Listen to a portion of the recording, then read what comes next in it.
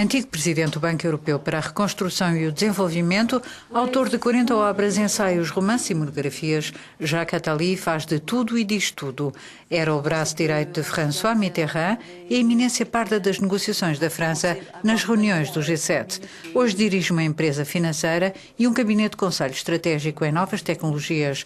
Gosta de se assumir como guru da política europeia, olhar o mundo como um profeta. Monsieur Attali, bonjour et bienvenue sur Euronews. Les élections européennes sont É tempo de eleições europeias. As elites sublinham o que está em jogo neste que é o maior escrutínio transnacional da história do mundo, mas pelo lado dos que vão colocar os boletins nas urnas há como que um cansaço, uma lassitude. Il y a comme une fatigue, une lassitude.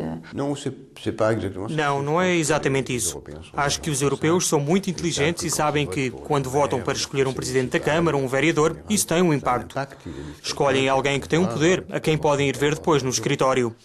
Quando escolhem um presidente da República ou um governo, também sabem que isso terá um impacto na vida cotidiana.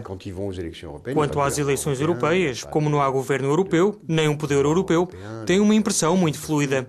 E o entusiasmo está ao mesmo nível da complexidade do sistema europeu. Daí a importância de ir muito depressa mais longe.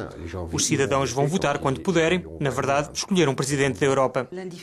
A indiferença também se deve a uma falta de tensão dramática. Nem se escolhe o presidente da Comissão Europeia. Acho que a palavra-chave é aposta. Não há nada em jogo ou o jogo não está claro. Na verdade, há um verdadeiro desafio. Normalmente, nestas eleições europeias, se tivermos em conta as instituições, pode derrubar-se a maioria. Atualmente, a direita tem a maioria parlamentar, mas a Comissão em si não é o reflexo da maioria parlamentar. É um sistema extraordinariamente complicado. A distância entre a integração económica e a integração política da Europa é muito grande. A crise apanhou-nos de surpresa. É preciso compreender. A China é um país de regiões dirigidas por um só governo. Os Estados Unidos são federados, mas a Europa não. De certa forma, o que teve a construção europeia foi a queda do Muro de Berlim. Sem a queda do muro, teríamos um presidente da Europa frente à Europa de Leste. Felizmente, o muro caiu, é uma coisa boa, mas de certo modo também baralhou as cartas da construção europeia e atrasou a implementação de uma potência europeia.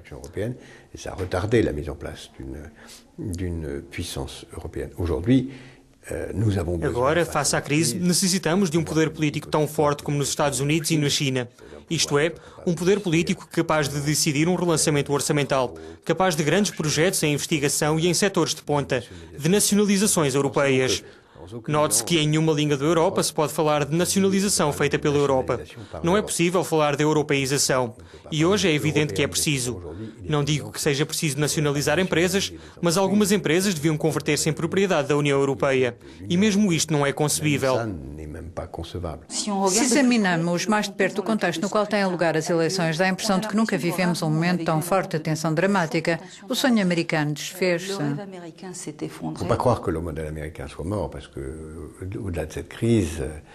Não devemos pensar que o modelo americano está acabado. Porque, para além desta crise, os americanos vão ser capazes de recuperar, de ressurgir, de reformar. O individualismo americano vai reencontrar a energia. O sistema chinês também conservou toda a força. Mas é verdade que, atualmente, o modelo de respeito dos serviços públicos, de desenvolvimento de uma justiça social, de um Estado protetor e orientador de uma evolução global, que é o modelo europeu de uma cobertura social no âmbito da educação e de uma segurança muito forte, é um modelo que devia ser universal. E a Europa podia ficar ainda mais orgulhosa do próprio sonho europeu. Então, por que é que há esta timidez das classes políticas dirigentes em afirmar estas verdades? Porque os dirigentes políticos europeus estão encantados em enviar os representantes mais medíocres para Bruxelas. Repito, estão encantados a mandar os mais medíocres para Bruxelas. Porquê? Porque assim mantêm o poder real nos países. À parte de Jacques Delors, nunca mais tivemos, desde há 30, 40 anos, um presidente da Comissão que fosse de alto nível. Simplesmente porque cada vez que um país mandou alguém para Bruxelas, toda a gente se assegura de que ele é suficientemente medíocre para não poder fazer sobrar a ninguém. E para que a França, a Grã-Bretanha, a Alemanha e a Itália conservem a autonomia e não tenham de enfrentar uma concorrência forte de Bruxelas.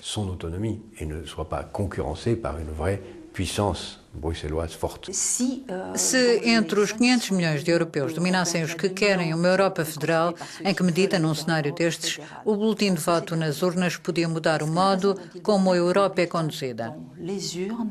peut changer la façon dont l'Europe est conduite. Não, isso é uma distinção entre esquerda e direita, porque tanto a esquerda como a direita europeias, por enquanto, são favoráveis ao Tratado de Lisboa. A ratificação do Tratado de Lisboa é ainda mais importante do que estas eleições, porque constitui uma etapa para o processo de integração europeia. Além disso, se o Tratado de Lisboa for ratificado, as eleições europeias passam a ter uma cor totalmente diferente, porque permitem avançar mais, ir além. Toda a história nos ensina que se a Europa não se dota nos próximos anos de um verdadeiro governo europeu, toda a construção europeia desaba. Porque o que não avança, recua. E se não somos capazes de ter um Ministério das Finanças, uma política orçamental, uma política fiscal comum, uma política social comum, o euro deixa de existir. Porque o euro não pode resistir se cada um tiver a sua própria concepção de disciplina orçamental. Car l'euro ne peut pas tenir si chacun a sa propre conception da discipline budgétaire. Então a União Europeia de amanhã tem de ser integrada politicamente ou deixa de existir. Exatamente, ou cada um regressa ao protecionismo, que é de facto uma ameaça a nível mundial. Ou nos dirigimos para algo como um governo mundial, ou vamos ter protecionismos continentais. No entanto, hoje, quando se fala em governo mundial, todos têm medo. Claro, é normal porque é algo que parece fantasmagórico. Mas já há um governo mundial em muitos setores. Existe em matéria de segurança aérea, no futebol, no setor bancário e em muitos domínios. E como nos custa muito pensar num governo europeu, o que já existe hoje em dia, apesar de ser extraordinariamente débil, a Europa dá lições ao mundo. Se não somos capazes de ter um espaço económico e um espaço político à escala europeia, não temos o mesmo à escala mundial. E o espaço económico mundial vai fragmentar-se e vamos cair de novo numa enorme depressão. L'espace économique mondial va se fragmenter et nous retournerons dans une très grave dépression. Realizaram-se 2 reuniões do G20 depois do desencadeamento da crise. E realizaram-se muito bem. A questão é saber o que se passa entre a reunião do G20 em Londres e a reunião do G20 em Nova Iorque em outubro. Se não se passa nada, e é uma possibilidade, então foi tudo um golpe de teatro. Se, pelo contrário, nesse período se aplicam todas as regras enunciadas em Londres, regulamento dos fundos de investimento, dos bancos, das agências de rating, mecanismos de controle, então temos um princípio de regulamentação mundial que é absolutamente necessário. Mas é preciso que essas regras sejam globais, que não só se apliquem apenas a alguns paraísos fiscais, mas ao conjunto das grandes potências. E os paraísos fiscais dos Estados Unidos e da China. E da Grã-Bretanha, que é também um paraíso fiscal. Então há bastante hipocrisia no que nos comunicam. Por enquanto, podemos pensar que há perigo de que seja apenas teatro. Merci pour votre présence sur Euronews. Merci.